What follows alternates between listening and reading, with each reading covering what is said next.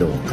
Oo, yung third party daw. Parang may kinikita itong si Kobe sa bar, sa bando ba yon, sa business niya. Bando ang pangalan. Yon. Tapos, parang nakarating yata yung kay Kailin. Tapos, na-prove ni Kailin daw na totoo, may babae itong si Kobe. Oo, yun. Ang sabi pa sa akin, nagbakasyon daw sa Bali, Indonesia, itong si Kobe. Tapos, andun din daw yung girl. Ay! Hala?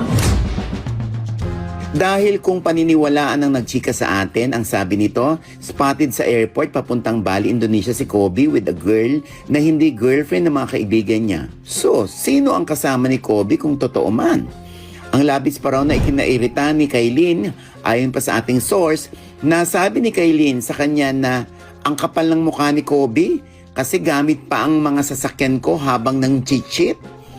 Nakarating na rin daw sa kaalaman ni Kailin na nagdadala sa private room sa bando bar ng mga babae itong si Kobe. Kaya galit na galit daw itong si Kailin.